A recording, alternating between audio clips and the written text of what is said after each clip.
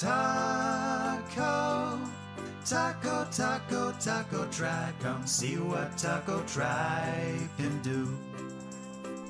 Wait, real quick before you start, where can I get my pixel doodle tacos? Where? Yeah. I posted a link. You can also find it on the website. I'm on the website and it says claim your pixel tacos. Is that the doodle ones as well? Where is it? What page are you on? The minting page? Yeah, click that and then I'll have a link to it. I haven't updated that page accidentally, actually. I updated the next page, though. Ah, okay, I see. Thanks. Grab those. The art came out really good. Yeah, they're cool. I'm excited to see which ones I get. Yeah, I'm actually having Pixel Domes, who made the Pixel Tacos and the Pixel Doodle Tacos. I'm having him remake the image for the Pixel Tacos DAP because I really, really like the Pixel Doodle one, and the Pixel Taco one just comparing just kind of looks subpar. So I'm like, yeah, can you just remake this? So gonna pay him a few bucks to remake that. But he's super quick too. That's cool. He's really good. And we're doing a lot right now. I'm having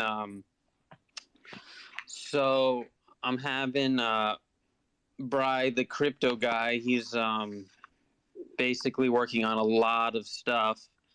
I gave him a huge list of things. So basically, he already did a few. So he rewrote the free claim DApp for both the Pixel Tacos and the Pixel Doodle Tacos. He wrote the contract for the Pixel Doodle Tacos to include the new thing that OpenSea has, the code, so that it allows for creator royalties. He is going to be writing the contract for the Guac collection. He's going to be making the DApp for the Guac collection. He is remaking the staking DApp so that when you stake, your tacos will stay in your wallet, soft staking, which I'm really excited about. He's going to help me redesign the staking DApp to make it a little bit better looking. And he is actually going to be, because right now all our dApps are on different subdomains. So, like mint.tacotribe.shop, Doodle, Claim, whatever, .tacotribe. They're all different. All the dApps are on different subdomains, and he's actually gonna basically combine them all into one, kind of like what Crazy Bears has for their website. All their dApps are basically like seamless, like click from one to another instead of going to a different web page. So I'm also very excited about that. It's gonna make you're gonna be able to connect your wallet and then just go on any of the dApps right there without having to reconnect or do anything like that. So that one I'm super excited about. Have him look at the staking DApp too, because it still says I own 0 tacos when I try to stake. Yeah, that's weird. He is going to be remaking it. So the only thing that is kind of going to be sucky is we have to launch a new staking contract. So just like what we did maybe like a month or so ago when we upgraded the staking contract, everybody's going to have to unstake, and then I'm going to have to connect the new staking contract to the staking DApp. So it's going to be a little bit of a hassle, but once it's done, it's going to be really awesome because your tacos will stay in your wallet on OpenSea when they're staked. So I think it's totally going to be worth it. But today, we're talking about the Metaverse. What is the Metaverse? What does it really mean? What are the main Metaverses? What are some Metaverses that are building currently? What's the longest running Metaverse? What's the biggest Metaverse? And it's weird because there's been Metaverses for a long time now. We kind of just adopted the new word. Example, and I don't know if anybody else, and I would love to know if anybody else plays, but just regular games. count as metaverses. So things like, I'll say Fortnite is a metaverse. Roblox is a metaverse. Not specifically connected to Web3, um, which I think some people have a misconception that if it's not connected to Web3, it's not really a metaverse. A metaverse is a virtual world you can just go hang out and whatever in. And I believe that the first metaverse was it Second Life? Um, and one of the games that I play called Old School RuneScape has been going since 2001, and that can also be considered a metaverse. And we're kind of seeing a big shift of the lingo where all the metaverses that are kind of coming out are all connected to Web3. What's up, Berlin? How are you? I'll drag you on up. So there's a lot going on. Obviously, people know that Meta or Facebook is creating a metaverse. They've sunk in billions of dollars into it, and now they have legs. There's the sandbox, which a lot of companies have made their own little sandbox world you can go hang out in. There's Decentraland. You could even consider Axie Infinity a metaverse. But there's a lot that is going on lately, connecting them to the Web3, and that's kind of where we get the, I would say, the new definition of metaverse. So I don't know if there'll be a different definition coming out for a Web3 metaverse and a regular, just game world you can walk in metaverse that's not connected to Web3 or NFTs or anything like that. But for now, whenever you hear metaverse, you think Web3, you think NFT isn't connected to a wallet, connected to a blockchain and stuff like that. So I'm definitely interested about learning today and hearing some things from people who are building metaverses, running spaces in the metaverse, and just the whole space in general. We have right now we're expecting Owls to come in. He runs a metaverse space on, and I never can say this correctly, Spiral Spittle. Do you know what it is? Spatial. Spittle. Spatial, which is basically a virtual art gallery, or that's kind of what it's been made to be recently. Not specifically an art gallery, but you can, put images in there and walk around with your friends and stuff like that. And I believe that Owls is actually like one of the top leading creators that have been utilizing spatial. And I've gone into his space many times. It's every time he holds a showcase, there's a lot of creators there. It's definitely an experience. It's kind of like, I would say, a Twitter space, but everybody has an avatar. You can walk around, you can talk to people. It's very interesting, and it's very awesome. Another metaverse that we kind of collabed with early on was Beyond Earth. And in all transparency, I have not been back on their game or their metaverse since their initial early access launch. But I know they are attempting to build something awesome as well. And on another note, I was told to hit up Polyverse, who is here, and I believe Exo Ali is connected with them as well. They're also building a metaverse, and also with full transparency, I know nothing about it. So I'm very excited to learn about the Polyverse today and see what they're building, see what their mission is, and like I said before, just learn.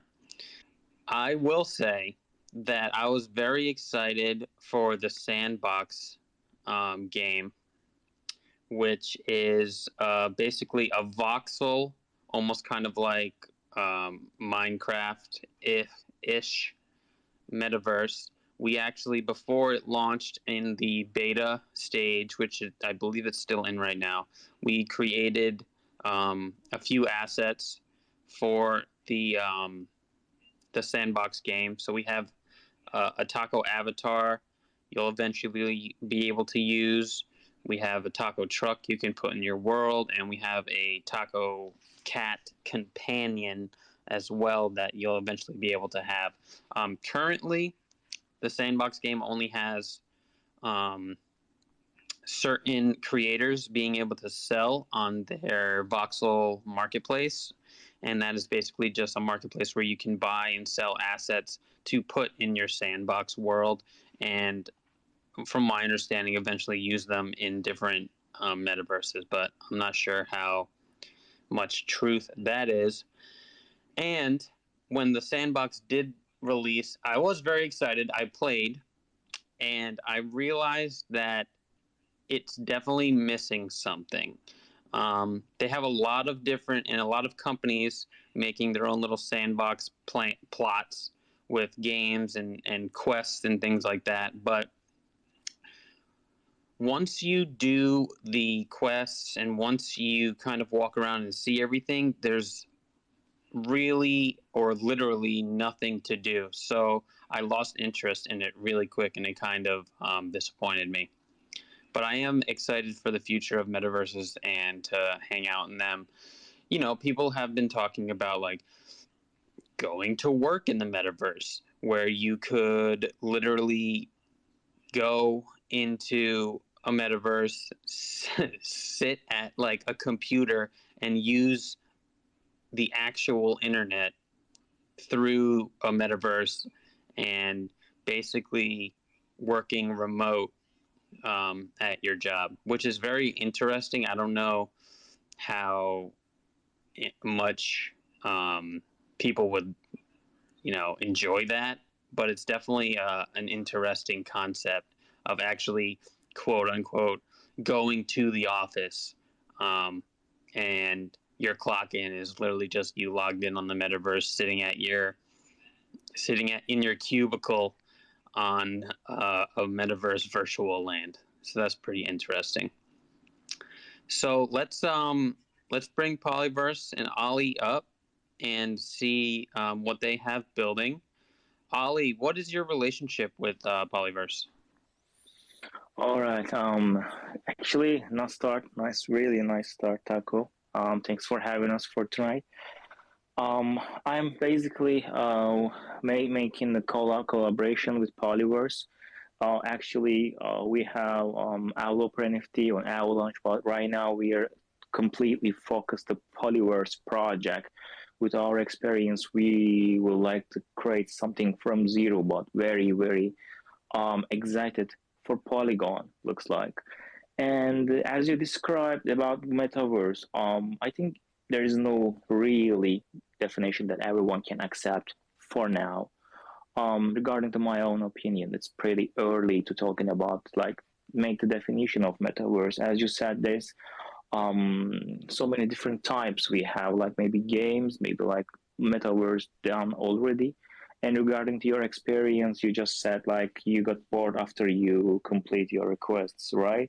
But it's really still, maybe it's not completed, it's not ready to unleash it. Still, it's going to be very important milestones for future, I guess. And for Metaverse, not Zuckerberg's or something like that, I think we have some kind of pre-step to connect with Metaverse like all the time. For example, we basically adapted with social media, but we did it so easily regarding to our phone. I mean, these devices to connect us like anytime, whenever we want.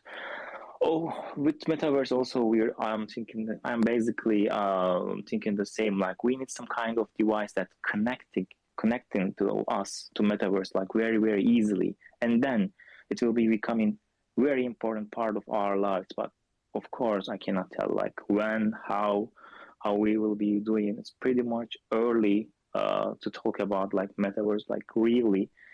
But what we can do right now, as Polyverse, we start to build everything from now on. We have actually our project is like very huge, but from now on we can start building like our Polymine, our game, which is 3D. It means like lately we can adapt it to the metaverse also, and about our tools and our other experience that helping everyone to create in metaverse also. So like we are also building, upgrading some kind of tools that helping people and other NFT projects and other projects as well. So Polyverse, like just like our developer, like very big and futuristic project that you can follow. You can like basically come and join us as to play, or if you like to select a build, being a builder, just like you guys, just like Teco. Also, we will be helping you with our tools, with our some kind of development kits, and at the same time, of course, we will be developing our metaverse, like very futuristic, like very different and way too long term, as designed metaverse project we are having and we are working on. So what is the Polyverse? Is it a game? Is it like a hangout, like where you can like what's a metaverse that we can compare it to that's out right now? What is the Polyverse? Polyverse is like all in one project you can think like. I think this is the best definition I can tell you. Is it game? Yes, actually we have NFT games inside also. And we have like developer tools, like we have I don't want to go in some details, okay? Just basically. And also we have like SDKs, like software development kits. And also we have very, very easy steps that you can create your NFT project, just like you're basically subscribing it or creating an email account, and you can basically create your NFT project and move on. All right, it's just the multiple things that you can do in Polyverse, and in the end, and of course, we will be creating for our metaverse as well, which is of course the final and the hugest step. But as you guessed, it's not that easy creating some kind of metaverse and running on the blockchain as people suggest. So from the beginning, we will be starting to create our community and step by step, starting out from milestones and keep building for Polygon. And so what made you guys want to start a metaverse? And what's your background in like coding or anything? Um, about metaverse definition, and so many options, so many ideas we have. But also, we would like to be very first. Being first is very important in that case. We would like to first very successful metaverse projects as well. But also, we know that it's not that easy to build like now. It's not that build easy like whenever you want, just uh, find your funds in creating people, telling the people your story, and also suggesting the people your metaverse section. No, it's not that easy. We know that also. At the same time, Polyverse is about helping people, helping that whoever wants to build or helping to whoever artist, let's say you're artist and you would like to do something with your own without any developer or something. So Polyverse is about helping also you and everyone, including the gaming side. It's all in one project that you can think like. And regarding to this experience, we would like to run huge project that everyone can join basically, and everyone can enjoy if they want. Everyone can be builder if they want also. And in the end, yeah, hopefully they will be part. They will be part of the Polyverse. And what stage of development is Polyverse in right now? Is there a beta out that people can actually play, or are you still in the building stage and the community growing stage? Well, actually, if you're talking about our game site, yes, we are building it right now. And regarding to our NFT experience and the avalanche, I don't think it's going to be take so long. And it's going to be basically 3D idle game as a start, and it has very different, how can I say, the game mechanism inside. And regarding to this, it will be idle, build and earn game. It's going to be. We would like to bring some kind of different color, let's say, to the polygon, and we would like to create and start from the games as well. On the other hand, of course, we are working on our software development kits and other stuff, which is I don't have really deep information right now, but I know that they're also working on the other hand about that stuff too. So is it kind of gonna be so you were saying people can build in there. So currently like Roblox and let's say the sandbox game, they basically just give you a blank slate and you can build on top of that. So like Roblox, the main focus and interest in Roblox, I'll say, is people can go in there and people in the community have created hundreds and hundreds and thousands of games to play in that metaverse. Is it going to be something like that where it's like you have to build everything yourself and everything in there is going to be community made? Or are you going to have kind of like games already made, like spaces, worlds already made for you to explore? Or is it kind of just like a blank slate when you load in and you have to kind of build everything off and visit everybody else's, let's say, plot of land? Is it, and I'll say, is Polyverse a giant open world, or is it kind of like different spaces you have to like load into to experience the different aspects of it? Okay. For your first question, as ideally, we would like to help people that whoever build itself. All right. So it's not like that you give examples. If you like to you build, but maybe you will need some kind of technical information or technical skills, which is you don't have. You can be just artist, or you can be just maybe you're having a great idea. So we will be helping you that are kits, like very, very simply, very basic steps. You will be creating your NFT contract. You will be creating your stake contract, okay, without knowing any code or something like that. And you can adapt your staking contract to your NFT project as well. So you can think just like that. As a metaverse, I think you're basically giving information like Minecraft, like very large world. Am I getting right? Yeah, so like Minecraft is a giant open world, Mm-hmm. and let's say I jump in and build something somewhere, and then somebody jumps in and goes somewhere else in the same world in the same instance. Yes. And build something somewhere else. I can basically, without really loading, just walk to their area and play, let's say, what they've built. Yes, exactly. As a large map, I mean, the giant world Minecraft has, I don't know even it got limit or not.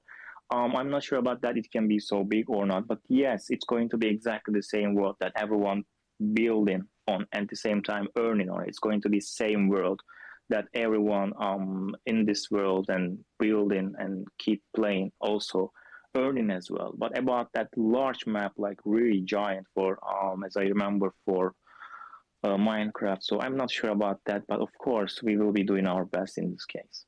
So how will that work with like plots of land? Can anybody build anywhere? Do people have to, in the Polyverse, purchase plots of land to be able to build on them?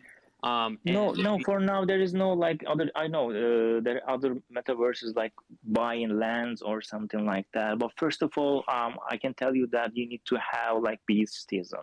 Like for that to become a citizen, you need to get Polyverse NFT first with your avatar. So you will be becoming in the beginning of the adventure, you will be becoming a citizen, and then journey starts.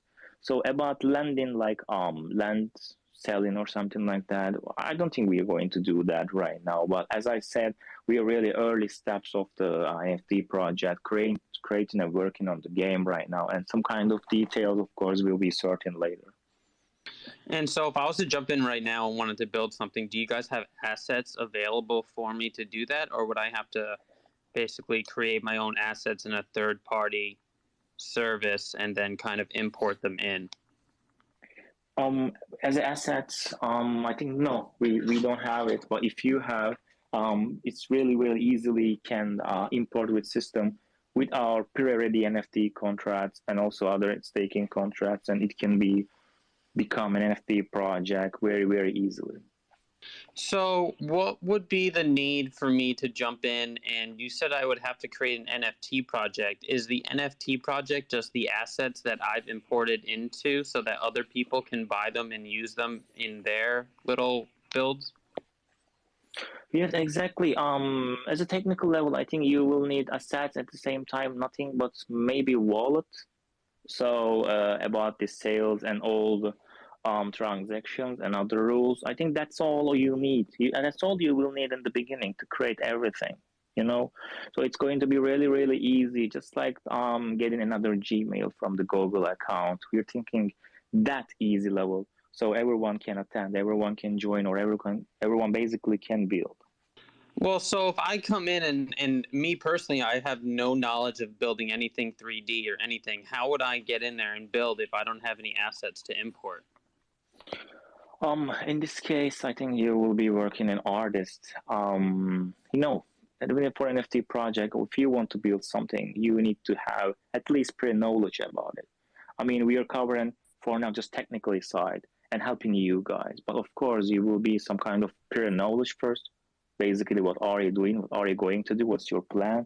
I mean, even if you are creating an NFT, selling is, as you know, and the marketing thing is a different case. So, and of course, you will be needed your assets as well. I mean, maybe it's kind of possible to build something that for your assets too, like in this case, AI going crazy. Just you need to tell words and they are drawing something. So maybe in the future, not now, but in the future, it can be possible too. So if somebody comes in and doesn't have a lot of knowledge, they really can't build anything. Like if I came in and I have no knowledge on how to build, I really wouldn't be able to do anything in the building aspect. I would just have to kind of look at other people's builds. And you're kind of you're kind of banking on or hoping that creators who have that knowledge will come in and build out your world for you, basically, right? Yeah, that's the general idea. You got that right. So what would be the point of staking? Actually, it depends also on you. What do you want for staking? Some people basically the general idea, giving some kind of advantages or giving also tokens as well. You know, maybe you're just an NFT project. You started already, so you sold out even, but you would like to do more. Okay, maybe you don't have that knowledge or that power, or basically. So also, it's just maybe not first step with us, but it can be second step with us too. That basically we can provide your staking contract and staking contract that you can stake your NFT and you can get something. It can be maybe whitelist, it can be maybe another token, or it can be some kind of utility that we would like to give you. So, but what does that have to do with the metaverse, the staking? Like we have staking where you can stake and you get our token and you can buy our NFTs with that token on our marketplace, and we're having a collection dropping that you can only mint with our staking token. So I understand the concept of staking, but what does the staking have to do with Polyverse? I mean, Polyverse, first of all, we will be launching our Poly 1 game with Poly avatars. And stake your NFT, you will be getting Philitium. With lithium means basically you can think like it's our verse of energy. Okay, so regarding to your energy, you need to charge your mind, and after charge your mind, you can keep mining and keep building as well. So in this case, staking is basically keeping your avatar, keeping your season, like basically alive and active in the game. Okay, I mean, it seems pretty interesting. The only thing that turns me off is that me as a creator, if I wanted to come in and let's say not many people have built anything, there really wouldn't be anything to do or anything for me to build since I'm not really versed in the creating aspect. So what is something that someone like me that doesn't have a lot of knowledge of building, what would I be able to do in the polyverse? Isn't it? I mean, so many people out there, like they have basically ideas. Maybe they are good, maybe they are not. Who knows? But in the very first case, they will need some help. And of course, anyone wants to go in this world and be a builder. You need to know something. I mean, not from zero. You will be knowing something, and after your research done, maybe you will need more. But in this case, and then we can help exactly the development side, exactly contract level, because this is not the information that you can basically try to learn coding. You can maybe basically you can go, of course, open sea and you can deal with them too. But how about building like very easily, very quickly? Or you need to do drawing your asset or making your assets ready, and you're ready to go. At the same time, staking and the other things that we will be providing later. So yeah, why not?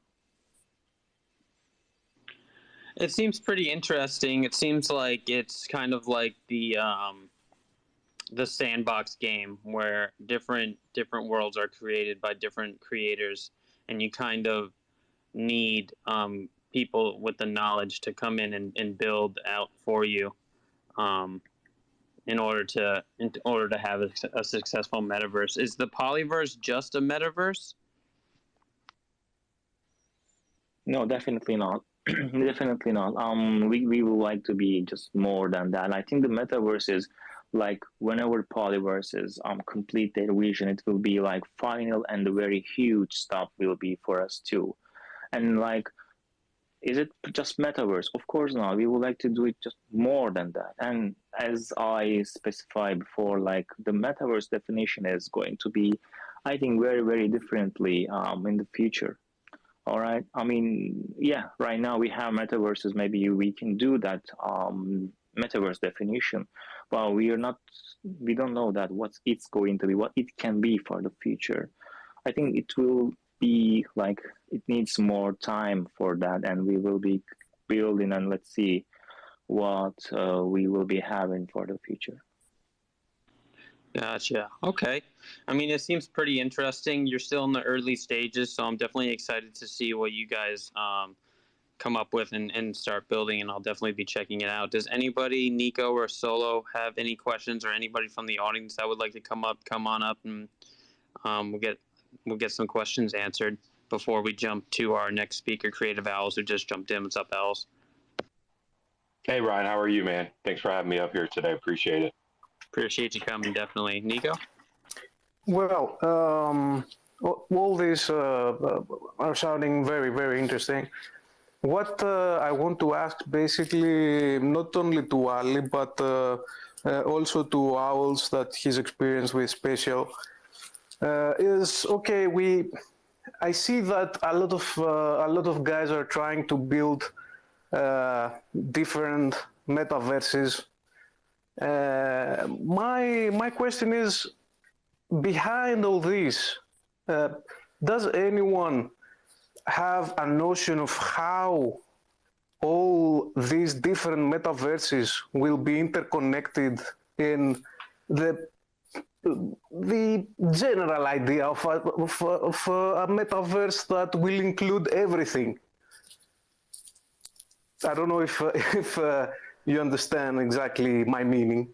Yeah, I mean the just to talk, I think for like getting a consistent look and feel through other metaverses, so you feel like everything's connected. There's a platform that we use in Spatial called Ready Player Me, and with that application, with that integration, you can go into different metaverses with the same avatar. Now, every metaverse is different, not just the build, but the experience. So I don't think we'll ever get to a point where everything's really the same unless you're really on one platform. I think the free metaverse that we have in Spatial, where we have different creators or that create different experiences and them connecting through portals, for right now at this moment, that's as close as that we can get to connecting other metaverses together. Yeah, I can see that. I can see what you mean, yeah. I think the biggest example of that would be like 3D metaverses. Well, I guess um, the two differences I can tell just right now is like Decentraland and like we'll say like the Sandbox.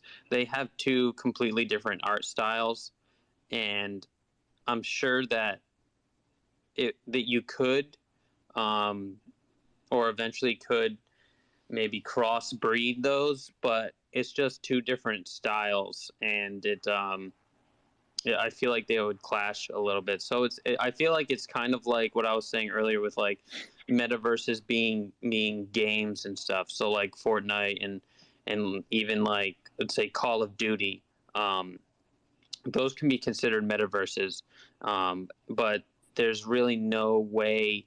They're different platforms. They're different games, um, and I don't know if there'll ever be a metaverse that basically gets all of them into the same realm where you can just go from one to another, considering their different platforms, their different programs, and there's different worlds completely. Ali? Exactly. Regarding to Nico's question, why it has to be just one, first of all, instead of having multiple one, right? So I think the connecting idea, maybe, yeah, how we can do it. First of all, I would like to say, like, do we have to do it? I think no. In the future, like maybe we will have some kind of metaverses, as Taco said, just for fun, just for hangout, just for business, maybe. Imagine just a metaverse just for business, okay? So yeah, I think multiple metaverses can be fine also for everyone, and it will be more fun instead of just one. I mean, we saw that there is some kind of bad results if we connect everything in one. Then it's not. I'm not feeling that okay. You know, like Facebook, like let's say Facebook did it also, or another company did it, and just we have two. So why not instead of we have 12 different, and we will be experienced at everything, and whoever, whichever that we would like to, we will be in this one, right? So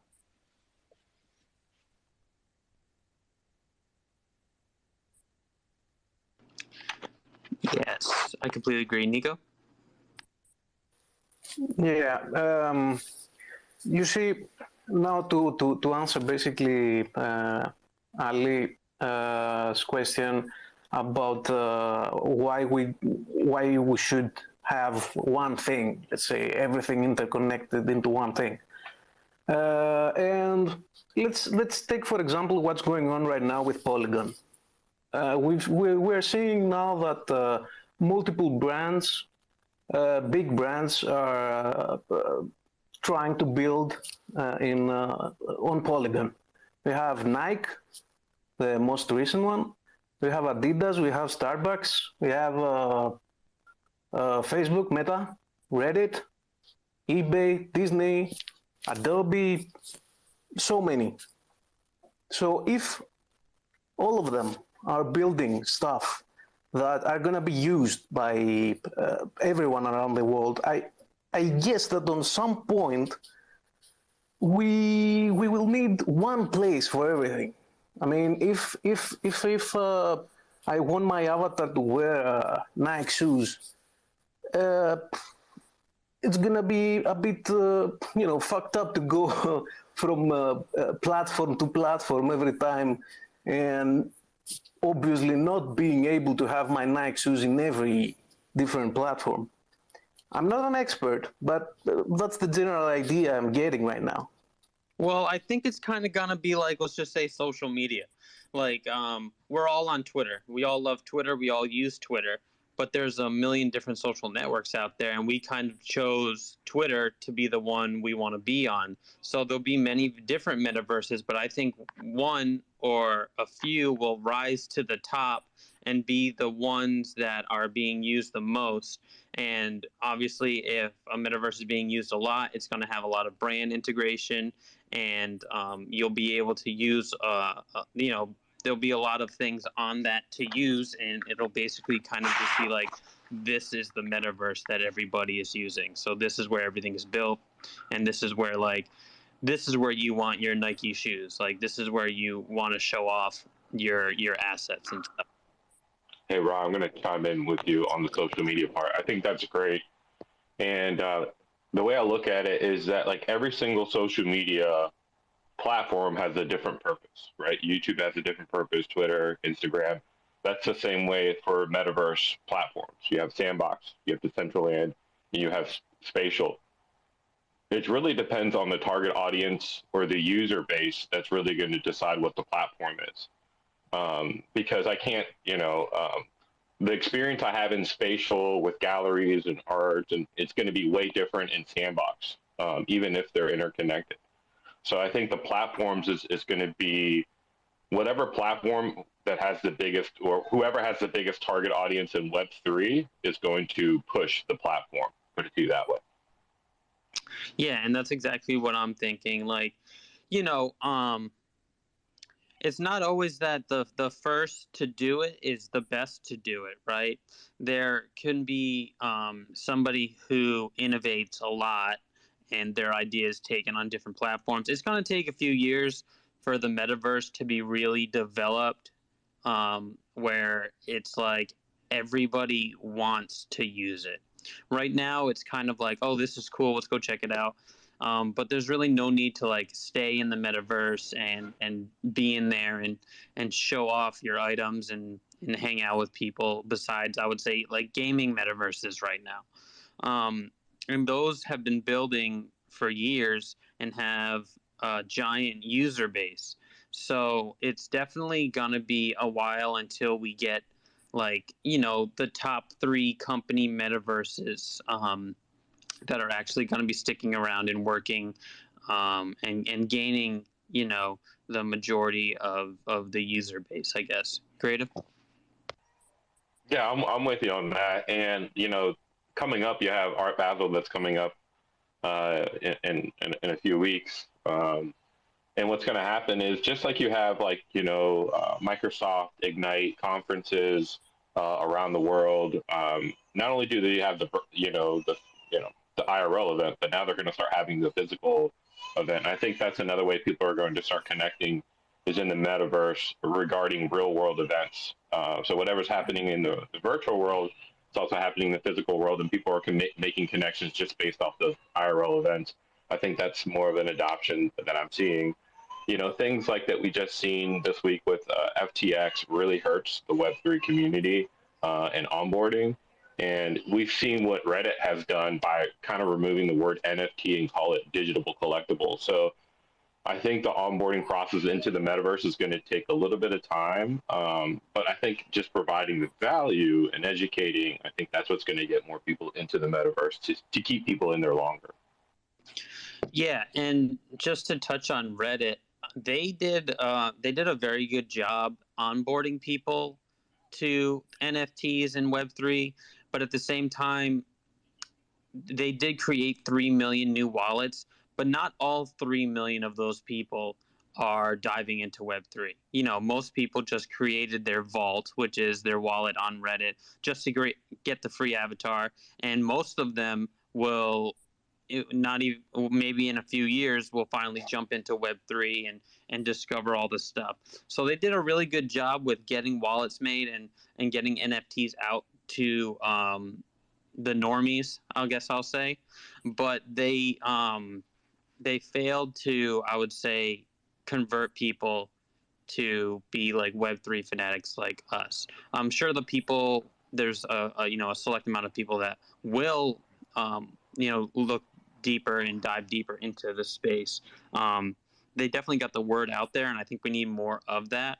And I was saying this in the last space. I think Instagram, if they can implement, because they're turning part of their platform into an NFT marketplace, I think that if they implement it correctly, could bring a lot of new people and a lot of new money into the space, because their whole shtick is buy and sell NFTs, and it's going to be on a platform that people already use consistently. I'm sure it'll be a big transition, and I'm sure that a lot of people won't like it just because the whole metaverse stuff. But I definitely think that if they can do it correctly, they'll get a lot of people, a lot of new people into the space, and a lot of new buyers and money into the space as well. And then not just NFT. Of course, a big chunk of it's going to be NFTs because that's kind of what they're pushing. Is like you'll be able to create your own NFT collection on Instagram. You'll be able to buy and sell directly on Instagram instead of having to go somewhere else and maybe try and figure out something else to do. Like sign up for a wallet or sign up for exchange or log into, with your wallet or whatever. And I'm sure a lot of people will figure out how to do that. But I think that's going to bring a lot of people on in an easy way, kind of like what Reddit did, if they can do it correctly. And it's Meta, it's Facebook. So I don't know, they might drop the fucking ball on this one. But you know what I mean? But it could be a huge thing for the space, for NFT artists. And I think even if they do drop the ball, like Twitter, I think Instagram will definitely be a place that you will have to be posting if you are an NFT creator and an owner of a collection. Two things. I just posted at the top. I just wrote an article about the integration about Instagram into your digital collectibles up at the top. Now, one thing, what we've seen in the Web3 space is that you buy the NFT first and then you would get the merch, right? Now, big brands can't really get that's always been the way, is that you're already on the blockchain, then you get the merch and the brand, everything afterwards. Now, what the brands are doing, just like Reddit did, is they created an easy entryway. So Nicholas just brought up Check, Nike. So Nike and Polygon just partnered up like within the last 24 hours. So they're opening up a marketplace. So the way that they're going to get on board, folks, is that they're going to flip the script around. Now you're going to be able to buy the physical asset, and the physical asset is going to get you the digital collectible now. So yeah, and I definitely feel like that's the way that brands have to go. It has to be, but that's what's going to onboard more people into the metaverse organically without like scaring them, without dropping the word NFT. But it has to be that type of user adoption for us to get bigger into the metaverse. I completely agree. That's definitely going to be a giant step forward. But and I'll also just be devil's advocate and say, not everybody that buys a Nike shoe and gets the Nike NFT is going to give a shit about it. You know what I mean? I'm sure a lot of people will. And I'm sure maybe in the future it'll be more of like the status symbol to have the NFT as well, where you can share your shoe digitally. And I'm sure they'll probably do something where it's like connected with the metaverse, and they're partnered with a big metaverse. They're like, if you buy our shoe, you can get the NFT and you can wear your shoe and you're on your avatar in the metaverse, and obviously as an NFT. Solo? Yeah, I would theorize too that as like the technology grows, right, we're gonna fall into some kind of standardization, right? To where if you go buy a size 5 jeans anywhere in most countries, it's gonna be the same size. They're gonna fit you if that's the size you wear. And I feel like with people like Meta getting into it, right? If you look at what ultimately their goal is to make it where everything that's on Facebook, right? So you socialize on there, you're going to see concerts there, you're going to go shopping in the malls there, and all of that. So it's going to be at least how I imagine it, it's where you live your life in real life, right? Where you have your home, you go in and out, you do all of this fun stuff, you go to work and everything. But then on top of that, you have this online, which will eventually all be virtual reality, right? So we put on our headsets and then we have all the things that we own, whether they're Nike shoes or artwork, or we bought a concert ticket to go see, the Beatles or something, because now they have a 3D Beatles and with actual live music and stuff. And it's going to be basically this world. So it's going to if they reach a level of standardization, all online shopping will basically be done by some kind of cryptocurrency, and there'll be a couple of currencies that you can play with, I'm sure. But you'll have, like right now we have wallets. We'll have a wallet, but that'll also, everything of our online identity will be tied to that wallet, right? So our avatar shoes, whether it's in Sandbox or in Spatial or Minecraft or whatever, will all be in that same wallet, right? If we want to go shopping. Well, let me just stop you there and say not Minecraft, because Minecraft hates NFTs. But well, continue. Yeah. But give it a few years. When Microsoft gets into the game, they'll bring Minecraft into the game as well. You know, it'll be a while. Like, this is off into the future, right? Where, like, basically whenever you log in, right, you log in with your Gmail address or whatever, right, and that gets you on all the websites. Now it'll be a Web3 like identity, which part of that identity will be a wallet. That'll be your. I completely agree with that, and I think what Creative was saying, and it's going to take a long time to do that. And I think what Creative is saying is, you know, when you buy the physical item and you can get the NFT, that's kind of onboarding people. And I do feel like in the future, a lot of online shopping will be in the metaverse on virtual reality. Like, you go, you know, basically the whole fucking world is built out, and you can go to the mall and walk around, and you go to a Nike store and you try on shoes in the metaverse and you buy them, and now that's like kind of like your receipt, and then you can go pick them up at the actual mall in real life, or they'll mail it to you in real life. Yeah, they'll deliver it to you. Yeah, and so you can see how it fits, you know, and I feel like that could 1,000% be the future of shopping as well. What's up, Creative? Yeah, I think that's what we're seeing, like the shopping, but like, how would I say this? It's not like the metaverse is like, it's really a connection. It's a social connection tool, really, if you really think about it, how people connect. And the way that I'm really seeing of the great value in the metaverse is really the educational part. You know, I can take someone from across the world, from the UK, from Florida to Los Angeles to Asia, and put them in a metaverse and have a Harvard teacher educate, and everybody can have the equal amount of education. I think that's where we're going to see things kind of shake up, where people are getting the equivalent or the equal rights to educate by using this connection tool. That's something where I'm really bullish on is the learning prospect of the metaverse. Yeah, I definitely can see also like education, like in the metaverse, like classes. You know, obviously they since COVID happened, they've transitioned a lot to like online classes and online lectures and things like that. And I feel like that could be a big aspect as well. So like people who can't travel but can get accepted to, let's say, Harvard, can just go into the metaverse, and there's a lecture going on where you can literally sit in class with your avatar. You can learn, you can take the same classes as everybody else from all across the world. And it will, you know, obviously cut down travel costs if you can't make it, but you have the knowledge, and you have the education to get to that certain school that you can't really actually make it to. And you get the same level of education as everybody else.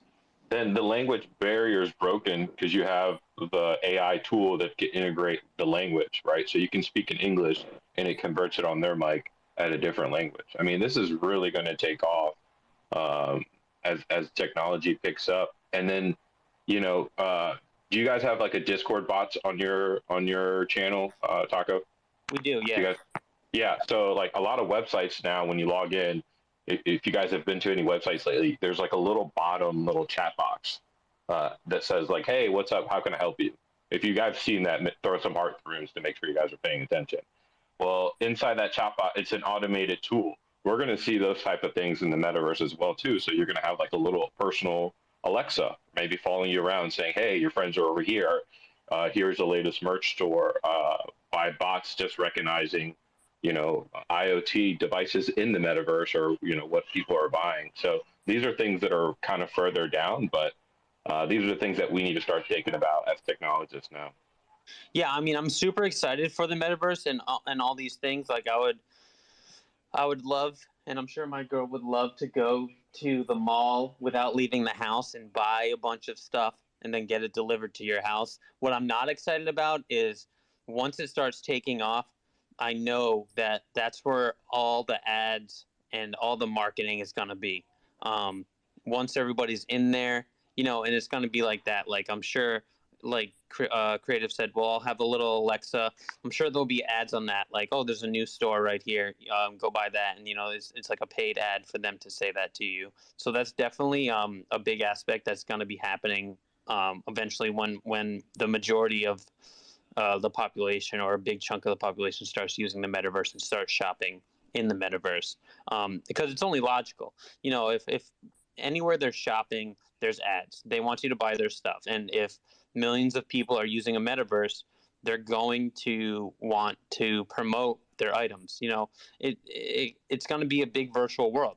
So obviously they're going to be building out, like, I'll just say, like, billboards and stuff in the metaverse, that when you're walking around, or if you're walking around in a virtual mall shopping, there's going to be, ads all around, just like the real world, to get you to buy their product in the metaverse. Um, it's just an inevitability that that's going to be the thing. I think we're still a long way away from what we're talking about. Like, I'm sure you can right now go somewhere and buy something in the metaverse and get the physical item. I'm sure there's not many items, and like Creative said, brands are trying to start getting that going by when you buy the physical item, you get the NFT, you get the virtual item as well. But I still think we're a very far way away from the main metaverse that we're all going to be using in the future to actually buy and sell and do things like that. But I think it's 1,000% coming. There's no doubt that it's coming. Just we're all super early. Blockchain technology is insane. It's undeniable, and it's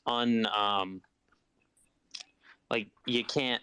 Well, you can't really hack the block. You can't hack the blockchain.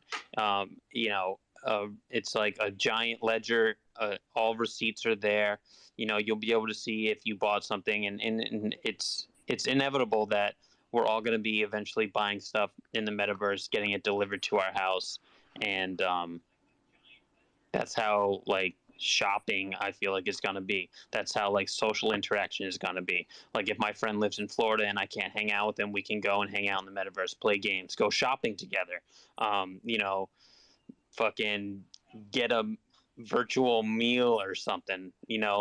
Go, even potentially just, like, being lame and going to the same Chinese place in the metaverse and going to the Wendy's in the metaverse and getting Wendy's delivered to our house both at the same time, and then we're both eating Wendy's. Something like that.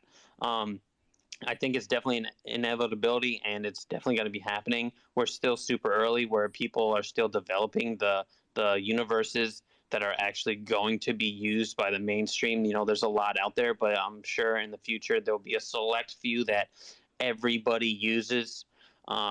And I'm sure there'll be a couple that are just for shopping, that are just for, like, ordering food, or are just for, like, social interaction. And I'm sure there'll be a couple that are just dominating the space. And that's the one that you use. That's the one you connect your wallet to if you want to go shopping. And it's gonna be amazing time when they first come out, especially since we're all in the space and we're all looking out for it. And it's gonna be a crazy time when the masses start discovering it as well. And once that happens, once mass adoption happens, it's just going to blow up. That's when we're going to see a lot more brands, throw their advertising, making their own little metaverse store, and doing all of this. It's definitely going to be happening. It's happening now, just at a smaller scale. I mean, it's a giant scale, but at a smaller scale than what is going to be really needed for the entire world, I'll say, to be able to play in there. Because obviously, all of us here all have a cell phone. We're all very privileged compared to certain parts of the world. There's certain parts of the world that don't have electricity. There's certain parts of the world where you can't get a cell phone. And we're all very privileged, and it's going to be tough because when all this does go down, there's going to be parts of the world that just literally cannot participate. And it's going to be weird to see how brands or how the metaverses that are running the spaces, how they're going to try and integrate people that basically don't have access to it, because there's a lot of people out there that don't have access to it right now. Thoughts?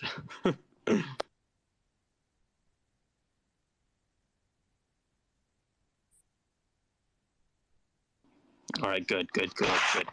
Okay, so Creative, we've been talking a lot. You've been talking a lot, but in case anybody doesn't know who you are, why you know so much about the metaverse, who the fuck are you? What do you do? Oh God. I'm a Web3 brand that helps. I'm a Web3 brand that helps other Web3 brands and digital creators sell, connect. I totally feel like I'm in your spatial right now trying to explain my project in front of everybody. I'm like, yeah. I mean, I just do so many things. So, so I help Web3 brands and creators obviously sell, connect, and learn in the metaverse. It's my 1 year anniversary, like last week, which is crazy. And, we started working with Spatial, and started putting together some events, which is like Polygon Showcase, that really took off, really due to like the community, not really me. Your spatial space is like one of the biggest on the entire spatial platform, correct?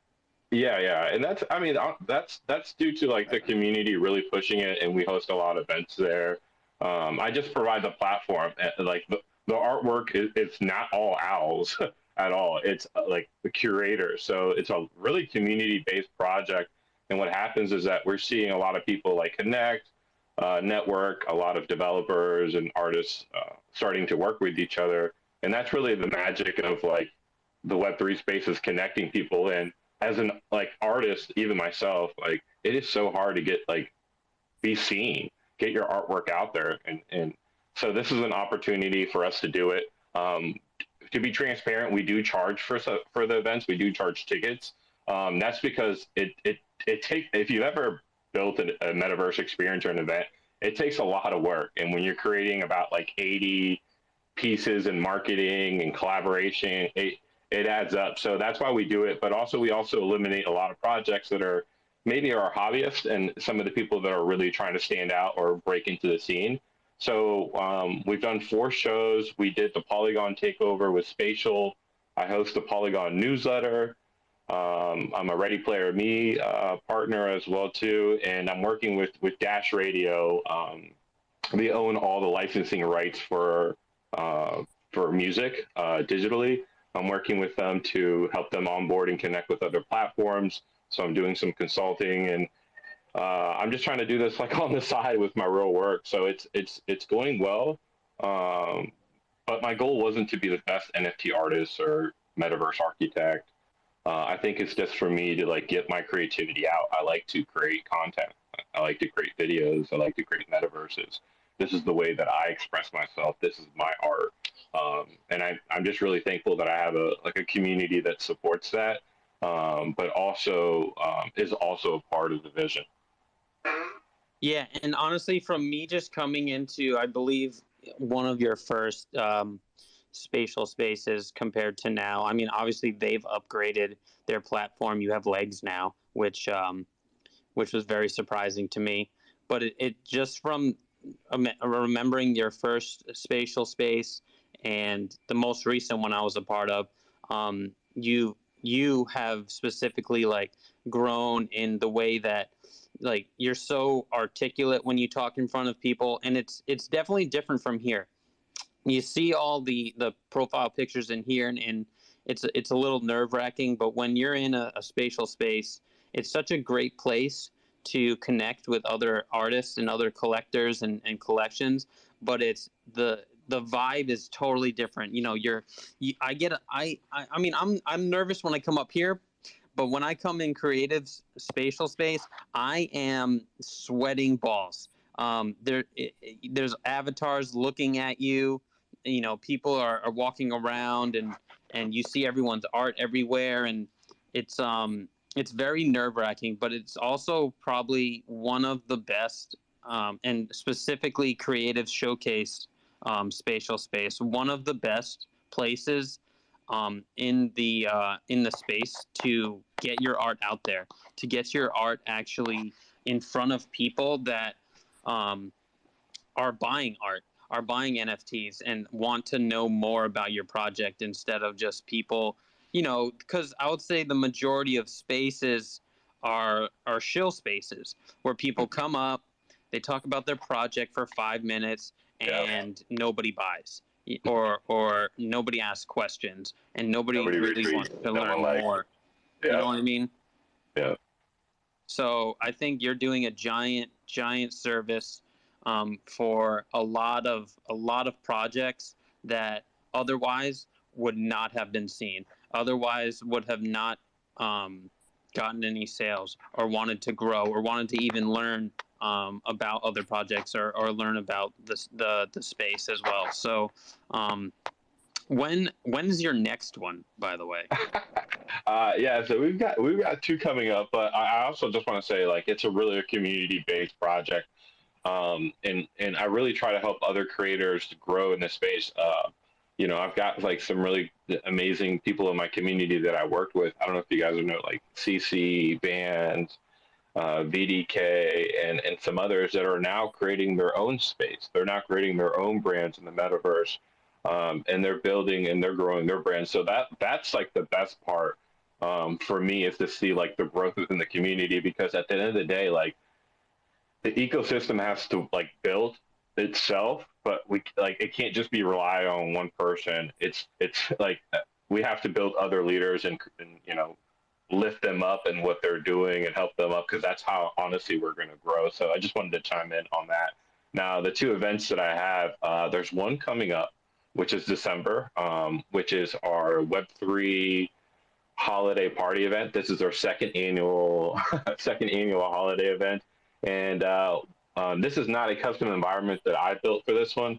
I'm working with an artist, which I won't reveal yet, with a custom environment, and we're going to be doing cool activities and events, keeping it to the season. And I don't want to spill all the good stuff, but we're looking to partner up and co-brand with other artists in the metaverse.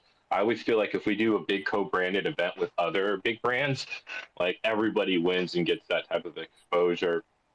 And then our Polygon Showcase 5 is going to be January 22nd. And over the last year, we've really changed the format every single time, just because, you know, we learn that spatial technology changes, new features. So we're always looking to make enhancements and features. And one thing that we want to do this next round is we've hosted 150 artists. We've hosted 80. We've done 60.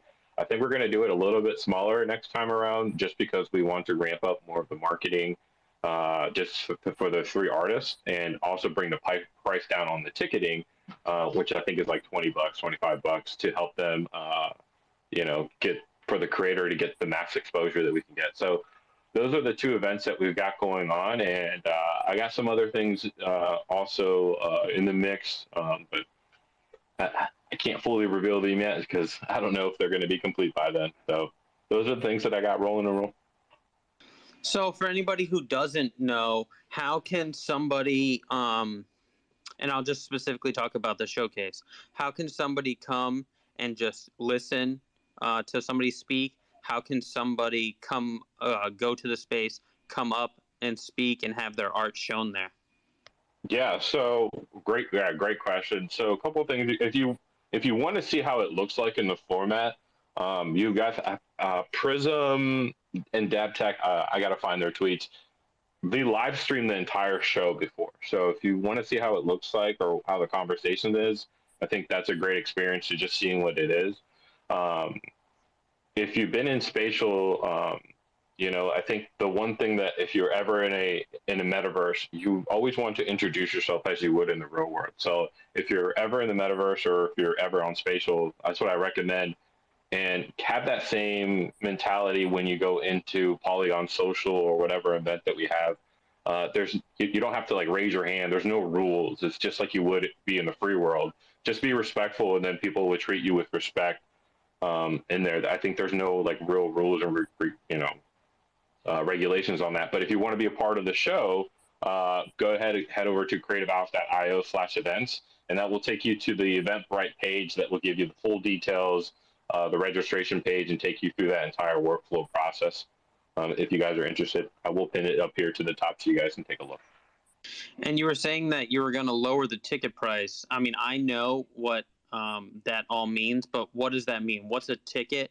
How do you buy a ticket? Yeah. So the way it is that you would buy a ticket through Eventbrite. So once you buy the ticket, you get a confirmation code for you to complete a form, and the form is going to ask you your name, your project description, your social media handles, and I grab all this information for marketing, for tagging, and then from there you can upload your artwork and provide the URLs of your OpenSea links. From there, that's it. You don't have to worry about anything else. We take care of hanging everything up, and then about 2 weeks prior, we start sending you guys follow-up emails, letting you guys know, hey guys, the event is coming up. Here's some social media you guys can start using. Here's the hashtags you guys can using. And guys, if you guys ever get a chance, look up the hashtag Polygon Showcase. If you guys want to get to see what we're doing. But I give the artists an idea of what the show is going to be like. I give the agenda, and usually like the day of or 2 days before, I let the artists in there beforehand so they know where their art is moving forward. I do have scheduled times for artists to come in, so artists, might have a busy schedule. So it's a 2-day event, so they can either come on on a Saturday or on a Sunday, and there's definitely different time blocks. Now, during the showcase, not only do we highlight artists, but we actually do live panel sessions. So we brought in the team from Spatial, we brought Polygon Studios, we brought CJ Meta Events, we brought Dope Stilo, and some of our own internal ecosystem brands to talk about the metaverse, the ecosystem. Should we monetize? Should we token gate? So it brings community together. It brings collectors together, but it's also an educational platform. So if you guys want to participate, come in, go check it out. And I encourage you guys to, do some research, check out what the Polygon Showcase hashtag is all about.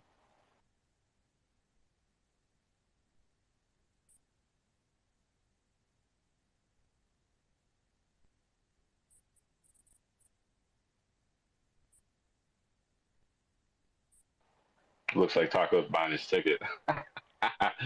Or he might have rugged out. I don't know. No, sorry. I was doing IRL kissy stuff with my girlfriend. I was listening though. I was right here. But I definitely need to grab a ticket, because every time, I think I've only been to 2 of them, and every time I go, I'm like, I cannot believe that I missed buying a ticket here. Because it like I said before, it is one of like the best spaces to promote your project. It's such an amazing environment. You're so professional in there. Like, there's a stage you go on. There's so many different levels where you can see so much amazing art, and it's all integrated. So like if you go and you see an art piece, there's a plaque where you can click the URL. It'll open up the OpenSea or whatever URL it is, and you can go right to it.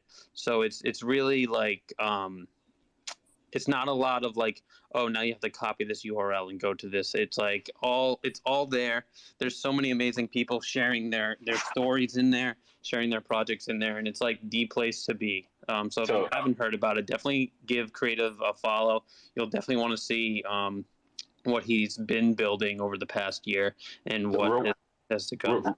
Real quick, Ryan. So, I've been part of Spatial for so long, and the real quick, the first showcase I did, I think we had over like 100 artists, and it was crazy because we didn't have like a ticketing platform, so we did everything through messaging, like through Twitter DMs. And if you guys been on Twitter, there's group chats. It just gets so complicated.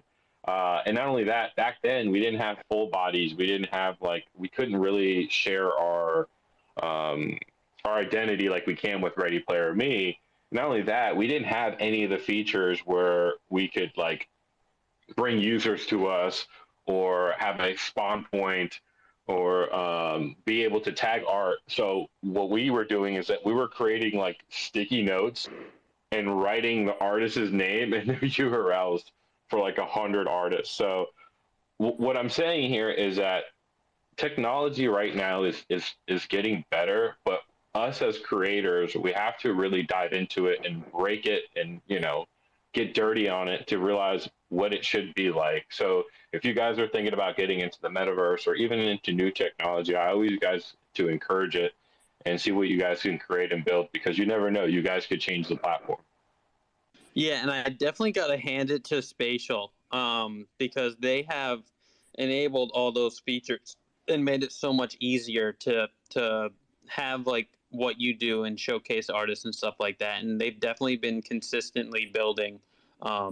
And I basically don't use Spatial unless I'm in your space, and I can see that.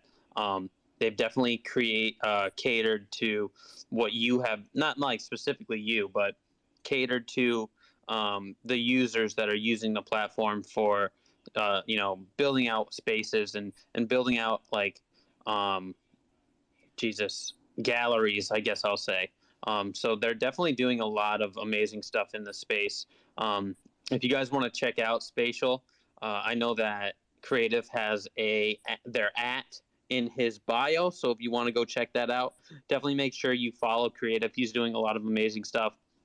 He's helping a lot of projects get the word out, and he doesn't have to host these spaces, but this is kind of what he decided to do, and what he decided to do is help others in an amazing different way than what a lot of people are doing. So it's really great what you're doing, Creative, and I can't wait to see where you are in another year. I'm sure that I'm sure we'll see you. What do you do IRL right now? Yeah, I own a couple businesses in IRL work, and then I do marketing, digital marketing, and communications for an IT company as well too. So that's why I'm diverse into the tech realm. But the thing about it is that my tech realm, there's only so much room for creativity. This is what allows me to create and express myself, because my real world is it's a little bit black and white at times. Yeah, well, I can definitely see you getting a position in some aspect of Web3, just from all the work you've been doing right now and all the connections you're making. So I'm definitely excited to see where you are in a year from now and 5 years from now, because you're one of the first projects and people that I originally connected with when I jumped in the space a year ago, and you're still building every day, and it's very inspiring to see how much and how many people you've helped along the way, and I just can't wait to see where you are in a year. So I really appreciate you what you do, and I really appreciate you taking the time and coming up here today. You host a lot of spaces too as well, right, on Twitter? Yeah, we've got two spaces. One is on Monday, which is Monday milestone updates and goals, and it's basically around the Web3 community. It's just obviously you guys know shielding it takes a long time and people go off track, but this format allows entrepreneurs, brands to come up there, share their milestone, share their update, and then their goal. And then Fridays we talk about the latest current events inside the Web3 space. So we'll talk about Nike, we talk about Reddit, we talk about FTX, all the juicy stuff that's happening. And then we do an educational show. So we did about Web3 partnering up. This week we're doing events in the metaverse. I have a co-host. Her name is Caitlin from Drops. She is phenomenal, extremely smart woman that supports the show and kind of helps me with the topics. And she provides an awesome point of view. So yes, we do have a show Mondays and Fridays, 11 a.m. Eastern. Awesome. Yeah, I mean, there's so much going on. There's so many amazing people building in the space that it's hard to keep up sometimes. And I know that you have like a newsletter that you put out, and I've read that a bunch of times, and it's awesome. I love that, and just what you're doing is really awesome. If anybody has any questions for Creative, any questions just about the metaverse or anything like that that you want to direct towards Creative or Polyverse, definitely come on up, put your hand up, ask to speak, and let me know your thoughts. Yeah. Nico, I'll do you after Brian just because Brian hasn't spoken yet. What's up, Brian? Hey, guys. Yo, Creative. Can you make it later in the day? I so want to be there so much, but it's like, oh, I wake up and it's like, it's like your space has already ended, man. I gotta tell you, I really love it. Really love Caitlin. Really love you. Really want to be there, but I'm always so tired to even get there. Kind of like Quiver when they have their 7:30 in the morning spaces. I'm like, I will be there in spirit. I cannot be there. I completely understand that, but I think having the space recorded, and we're recording our space and uploading it to our YouTube for people that can't make it. I know a lot of people always message me every week and ask to have it at a different time, but me personally, I'm unable to do that just because this is like the time that I can do it. So that's why we kind of enable people to have the recording, to be able to listen back. It does suck when you have a lot to say on the subject and you can't make it, but I know that specific times for spaces are because the people that are hosting like are not forced to, but like, everyone's got a job, and everyone works and has to make time for this, and people like to be consistent. We do this at 4:00 every day so that everybody knows that even if they haven't heard about anything, that on Tuesday at 4 p.m. our space will be held. So it does suck when you can't make it, and you want to speak on it. I think the best way to do that is to just voice your opinions directly to the creator, saying, oh, I liked your space. Maybe send them a voice message and just give your opinions and stuff, or even make a post on Twitter or something like that about your opinions on what happened in the space if you couldn't make it and stuff like that. But I know it's really tough to switch times when you have a set schedule that people are already expecting. Nico? Yeah, I wanted to ask, when taco special, Ryan? I mean, we have owls here. I see also Jojo down in the listeners. We have people that can help us make How many taco special. how many of you guys minted out so far? We are at 2,310 out of 8,226. So Okay. 28%. The same challenge I'll give you that I gave Skirpy. If you can hit, let's say, 4,000 or 5,000 within the next 6 months, I'll build you a metaverse. The same thing I did for Trog too. So they're trying to get it.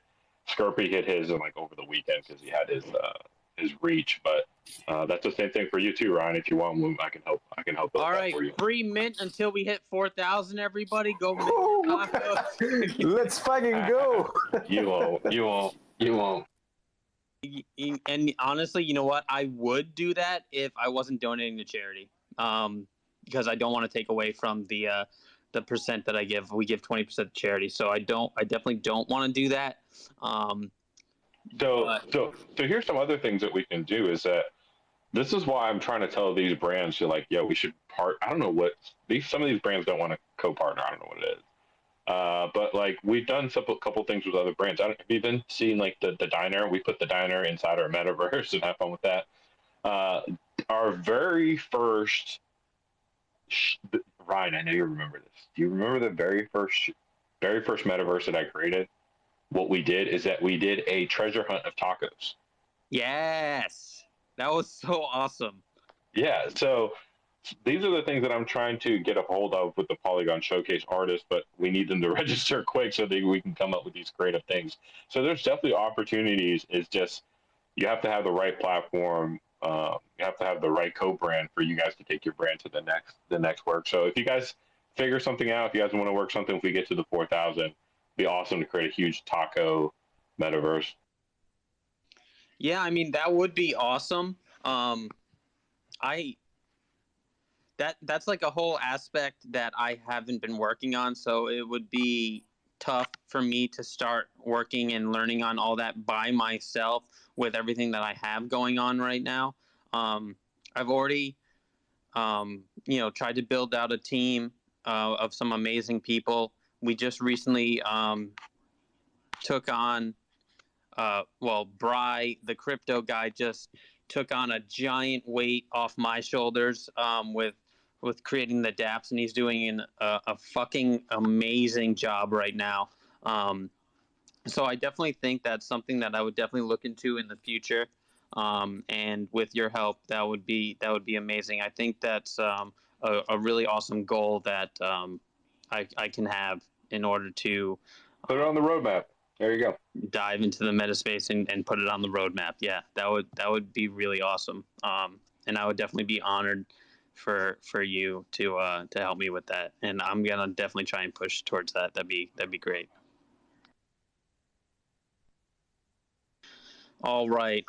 Any questions about the metaverse? Anybody doesn't know what the metaverse is? What's going on? Anybody has heard any really horrible news about the metaverse? I know that Mark Zuckerberg is dropping the ball. I know that article came out a while ago, maybe a few months ago, about Decentraland only having like 36 active users. So we're still really early in the space. Not a lot of people are using it for just hangout purposes. Obviously a lot of people go to creative space because there's a purpose. You can learn about different artists. You can present your own artwork and stuff like that. But has anybody heard any good or bad news about any recent changes in the metaverse? And if you are down in the audience, definitely you can request to come on up. We'll pull you up, and we'll definitely answer some questions as much as we can while we have Creative and Polyverse here. And yeah.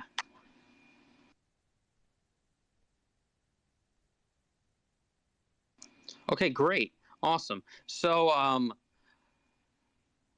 that's the metaverse, everyone. Good luck. Have fun out there. Go shopping. Before we end, I would want Bry just to come on up and just say kind of his we got Solo, just to say what his expertise in, what he's been working on, what he's been working on for us, and if Solo's got something. I just invited. And I don't know where the source is, but supposedly Sony just filed a patent for in-game NFT structure for their PlayStation console. So that's pretty interesting. I haven't heard that before. So what does that mean? You can play PlayStation in the metaverse? And I guess it would be through NFTs, like buying your Nikes and stuff. Yeah. Yeah, so like Visa, some brands like that, what they're doing is that they're getting their patents and their trademark, not their patents, but their trademarks, so then no one can take their identity inside the metaverse, so that they can sell products in there. So that's what they're filing for right now. The way they're going to do it, no idea. That definitely makes sense, especially the whole Twitter debacle happening right now. Oh my, yeah. Can we talk about that after the show? Yeah, we can talk. We can talk about that right now. No, I want to let Bry finish if he hasn't already. Okay, yeah. So Bry, you come up, tell us what you're all about. Tell us what you're building, and tell us how you are helping the Taco Tribe. Hey guys, yeah, I am actually a huge advocate, huge believer in the Polygon Social.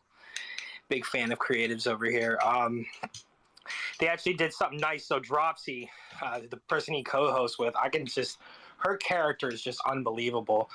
I recently underwent a surgery, and she planned out this whole thing with a bunch of other people to like send me a care package and stuff like that. So she's one of the most genuine hearts that I've ever met in this space, and a really good co-host with Creative here for those spaces.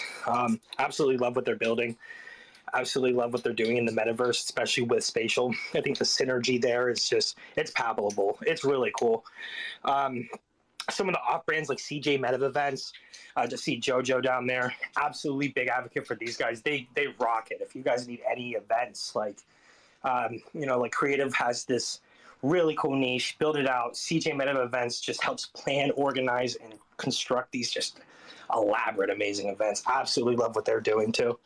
A little bit about what I'm doing. So I kind of have my own brand. It's the Bring It Blockchain Solutions. And one big announcement, and this is something that has changed NFTs. I know we talked about it last time, and it's the royalty standard. What we didn't realize is that all contracts moving forward will not have royalties unless you comply with this certain standard. So we've been a little bit busy with this royalty. I know that Ryan and I both experienced this when we went to deploy the contract, is that if it doesn't, if you don't have it completely correct, the overrides in place, like it literally doesn't, it says that you're not eligible for royalties. So it's been a big boom in the whole royalty enforcement sector, making sure everything's up to compliance. So that's kind of where my brand itself comes in. And this is where JoJo, High CC, Metaverse, we've all kind of orchestrated a template for these new kind of standards. And we have it so that if the NFTs getting deployed now, you can actually go forth and make it so that you can set the royalties. But if you don't have it completely correct, if you don't have this new kind of standard, it will not work. But don't worry, rest assured, we have a solution for you. We can easily get it deployed onto these new contracts and these new standards so that you don't actually have to worry about it. And if you are worried about it because you are in an old Lazy Mint collection, we do have services like the Liberator, which can actually take your NFT that you don't have control over and bring it and put it onto the decentralized net so that you have more controlled decentralization and a longer term for the data for your contracts. So I kind of make solutions for the problems that we face today. So my brand is about, building out, giving the people, the creators, so they don't have to worry about the technical aspect. Because I know that is a huge learning curve. A lot of people, it's like I'm dumb as hell. Huh?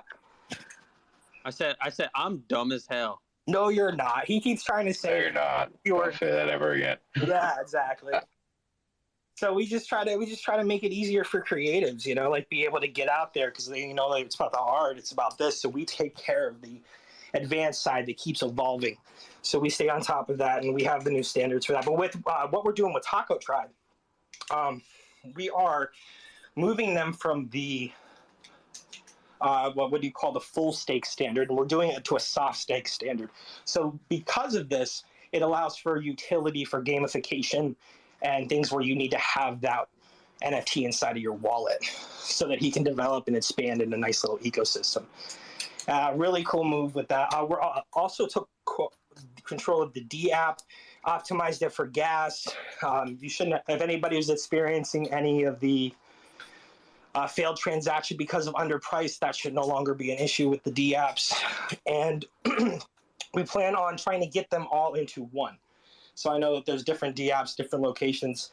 We're trying to move into a merger where that it allows that you just go to one place, enter there, and you can have access to Taco's entire ecosystem. Looking forward to doing with that. And yeah, it's been fun. The Taco is one of the first contracts within the first new standard that we're doing for this deployment, and it was completely eligible. Really cool with what's going on with that, and I hope you guys get out there and mint your Pixel Doodle tacos if you have them available. So excited. Yeah, so Bry actually wrote the contract for the Pixel Doodle tacos. He redid our DApp for the Pixel tacos and the Pixel Doodle tacos to, like he said, so it checks the gas, and it actually instead of because before the only way to know if you are eligible to mint a pixel. The only way to mint a pixel is if you own a taco, you can mint a pixel taco, and if you own a doodle taco, you can mint a doodle taco. And the only way to know if those tacos, if you mint directly from our contract, it's going to have one attached. But if you buy one off OpenSea, there was really no way of actually knowing if that pixel had been claimed for that NFT yet, because every NFT has one attached to it. So if I mint a taco and I mint the pixel attached to it, and then I sell that taco and someone else buys it, there was no way of really knowing that there is no taco pixel taco connected to it. So now you get an error thrown up on the transaction if you try to mint. That'll tell you it's just a generic error that says there's something wrong or whatever. But if you get that error now, you know that you either don't have any tacos or you don't have any eligible tacos in order to mint. So it's going to save a lot of people on gas fees. Before, you basically just had to put the transaction through, and it would take your gas fee, and it would fail anyway. So I'm super excited about that, and I'm super excited about Bri taking on the whole dApps, just basically revamping everything we've made so far, optimizing the shit out of it, and just upgrading it and making it better. We are also having him create our first guac collection contract, where you can buy the NFT only with our token from staking tacos. I haven't talked about this with Bri specifically, but hopefully we can eventually upgrade the staking dApp so that you can also stake your doodled tacos, which would be really awesome. I don't know how hard that is, and I probably shouldn't be saying that out loud, but because I don't know if whatever, but just laying some more shit on Brian in front of an audience, so he's forced to do it. You know how I do. But we have some really awesome stuff coming. I'm super excited. The dApp works amazing. I put them both up. So the Pixel dApp is already upgraded. The Doodle Pixel dApp is already upgraded. All contracts that we've posted after the whole OpenSea standard, so we can have the royalties and give and just give back to community. So I'm really excited about about Bri's capabilities and what he's able to do, and super quick, really fast turnaround. Some of you might know or has been around the Taco Tribe ecosystem for a while. From the day I said we were working on the staking dApp to when it actually got launched was about 6 months. And I'm not faulting the dev that I was working with. It took a long time.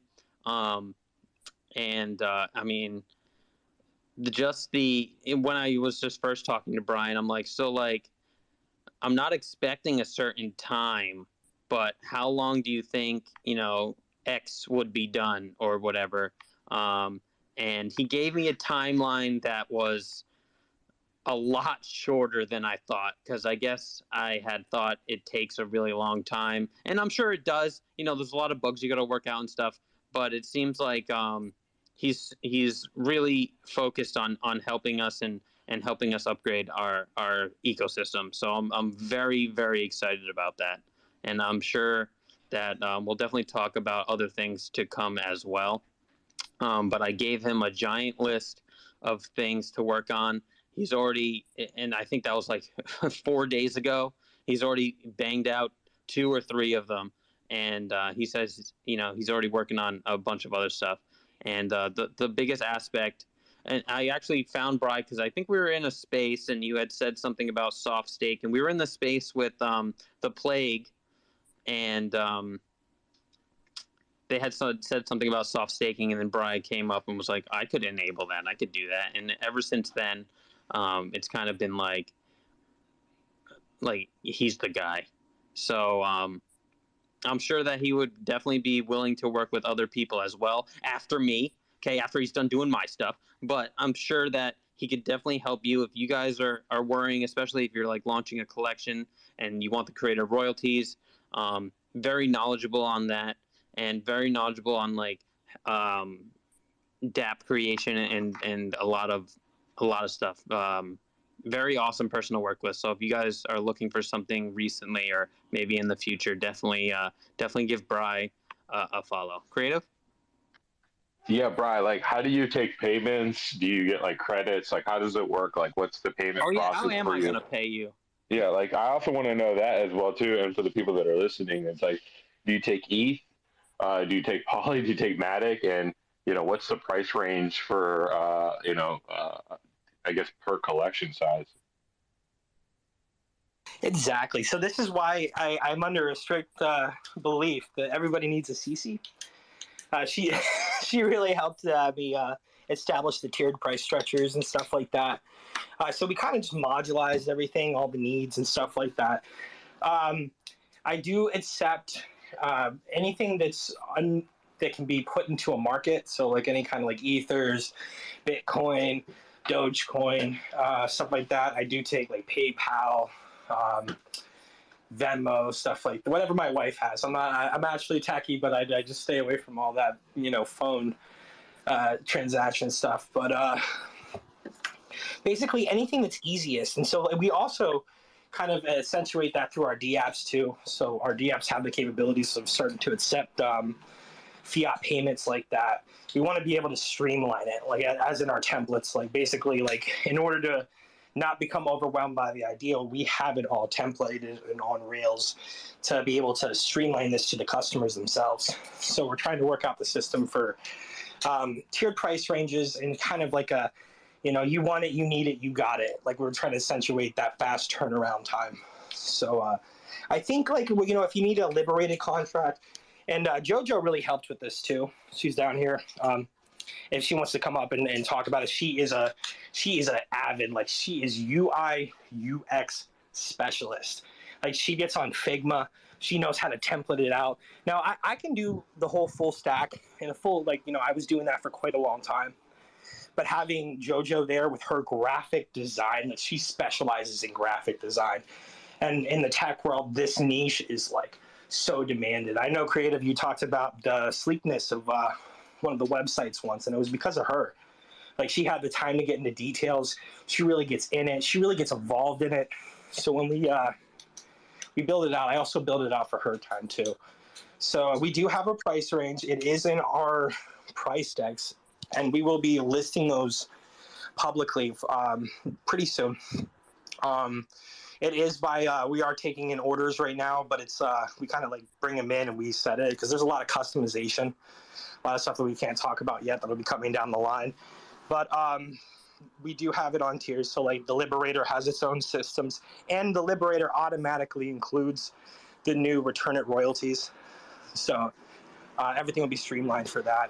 And I think that you are some of the. Oh, sorry. Go ahead. Yeah. So real quick. So I guess do you do everything through CJ Meta events for yourself, or are you like a solo contract? How does that work? And like, is Taco going through CJ Meta events or just through you, Brian?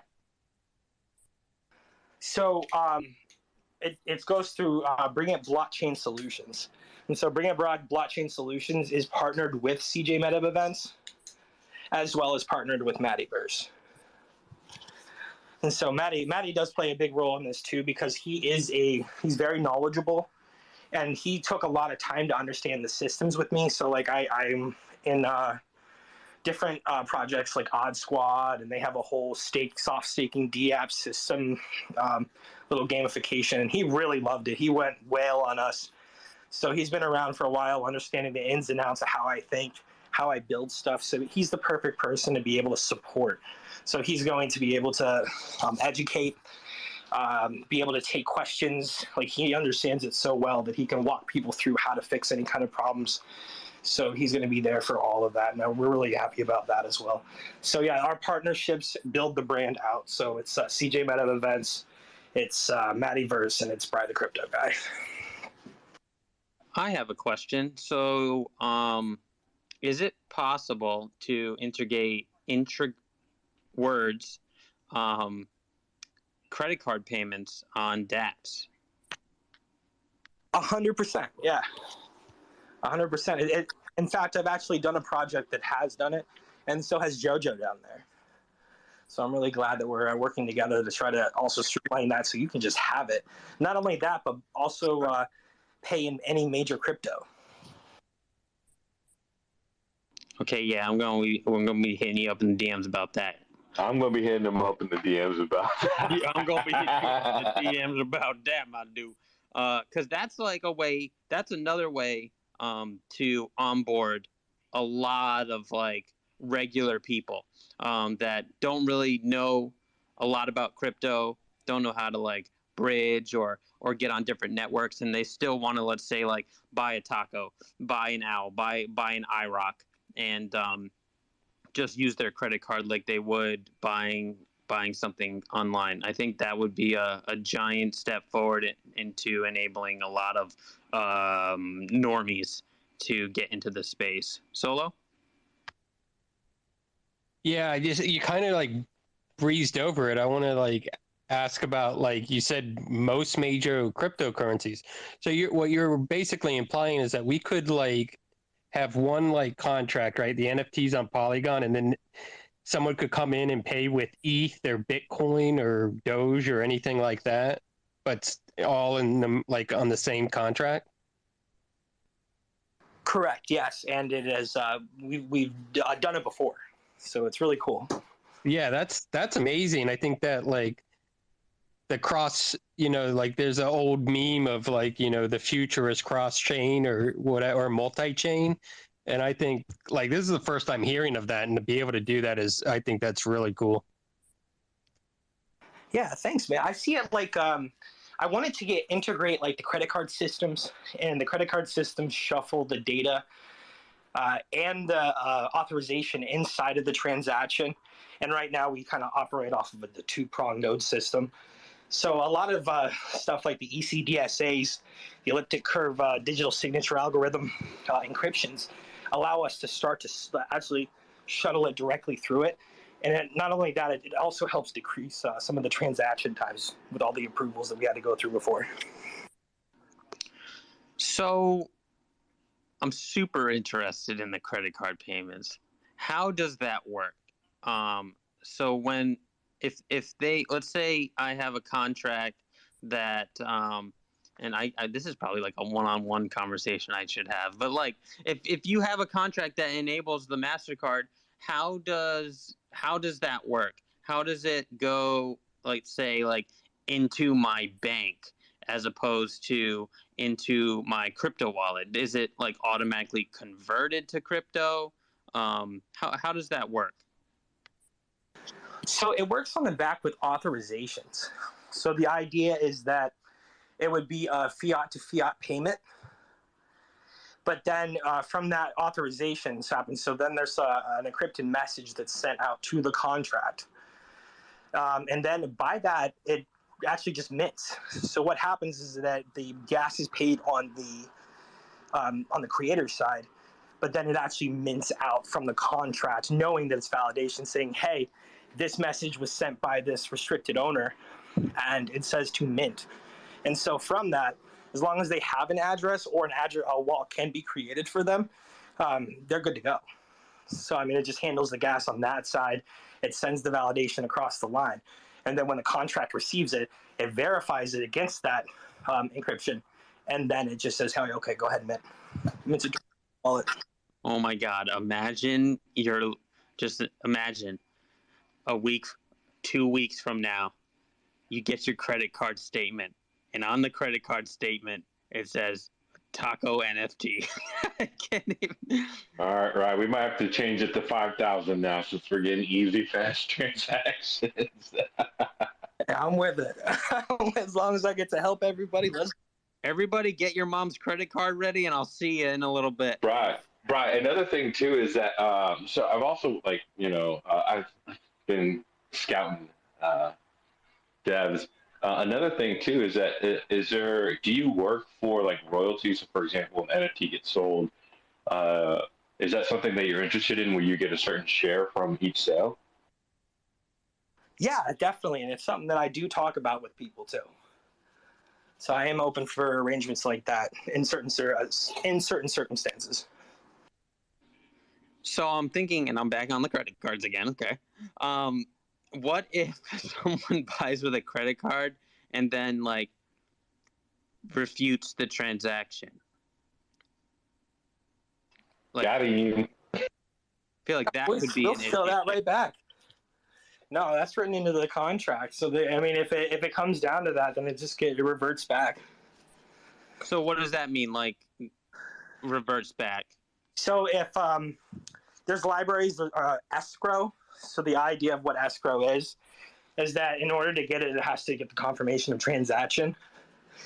So it's held until that confirmation goes through. So basically, it's like a third-party contract that will only validate.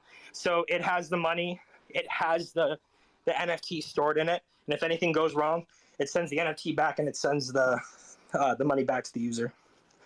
Oh, so if they refute the transaction and they get the money back, the NFT is going to just come out of their wallet and back into the minting pool or something? Essentially, yeah, but it's as I said, kept in a state of escrow. So it's not yet to become yet because it needs waiting for that confirmation. Because that is a possibility. I mean, you have to understand that credit cards can be reverted, stuff like that. So it's just like, it's the same kind of essence what happens with the housing market. So we just kind of took the idea that, you validate it, you have to wait, and as soon as the funds go through, the transaction's made. Solo? And if you accept like credit card payments, do you have to work with like Visa and MasterCard and like pay those fees and all of that kind of stuff? Yeah, there is some background stuff, especially if you're using a system that JoJo put me onto called Crossmint.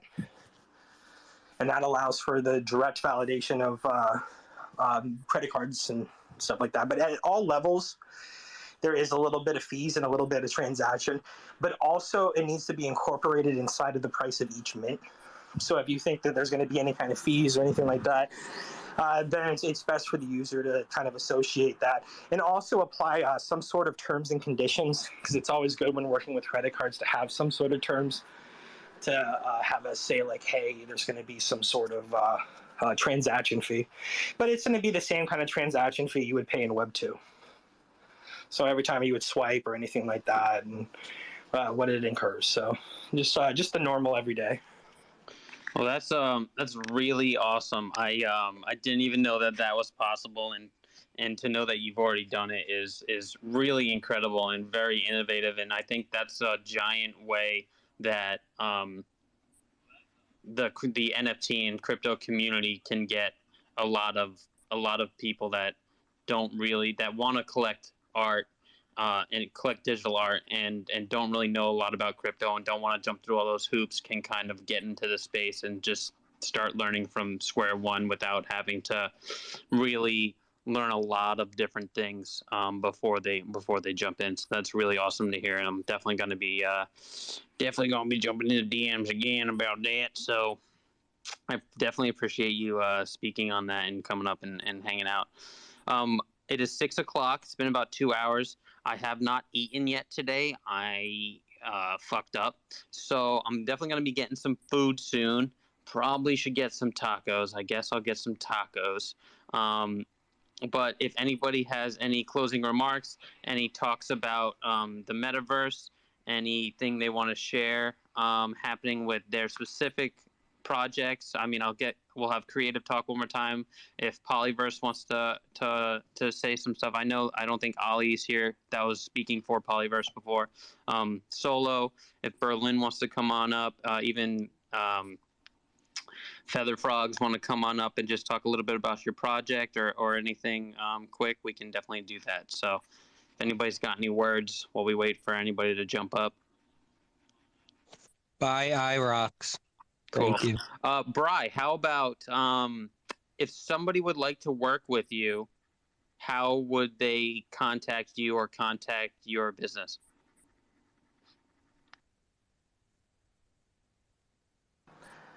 Oh, wait, was that for me? Yeah. I'm so sorry, guys. I'm sorry. I put your phone down for 1 second because I was doing the wifey thing. Yeah, so you can contact through my DMs. My link tree has information on it. And if you reach out to High CC, and also if you reach out to JoJo, we are setting up more structures, more things to be able to. Oh, sorry, I tripped over the cat. So for you to be able to reach out and stuff and streamline and educate and stuff like that. So direct message me. I'm on Discord. All my links are in the link tree. Awesome. Thanks, man. Nico? Yeah, first of all, I want to say that I really appreciate everyone in this room, and I'm very happy to be amongst such innovators. But one question to Bree, because he obviously has technical experience. I wanted to talk about Elon Musk and what he's doing right now, and I want to ask with Bree, with all these cuts and by firing all these people from Twitter, do you think that there's going to be an impact on the platform? Which platform? Twitter? Twitter. Yeah, Bri, you got any insight on that? Oh, about Elon. Honestly, I've been trying to keep my head down from the craziness that seems to be going on with Twitter right now. His motives, I mean, it seems crazy. Like, it seems pretty crazy what he's doing. I do like how he's trying in the States. He's really riled up, not just one side, but all sides of the government by his control over Twitter. He just kind of got on there and said, "Hey, everyone that's been using this platform for whatever, you guys are just done." So I was like, "Damn!" He completely like separated Twitter from government on that kind of aspect. At least he's working on that kind of thing. And I was like, that's pretty cool. Anytime that you can try to remove any kind of government from the social platforms that people are trying to, live on, be on, have friends and find friends on, I'm okay with that. But as it comes to like all this other stuff, I mean, I imagine he has a plan.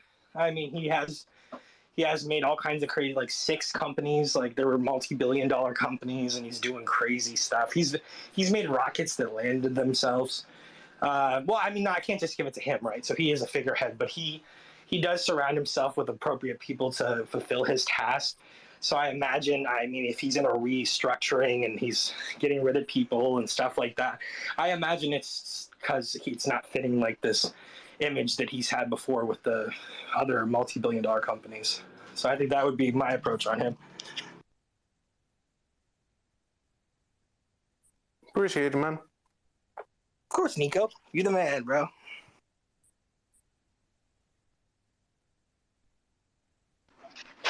I love you, Nico. All right, Creative, want to say something before we Yeah, it's good to connect with Nico. I think it's the first time I actually connect with him, also with Paulie, and then also Solo.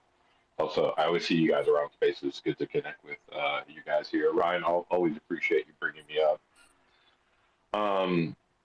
Yeah, thank you. Have a good week. And question to you, Taco. How do you take your Twitter into YouTube? do you mean how do I like record spaces?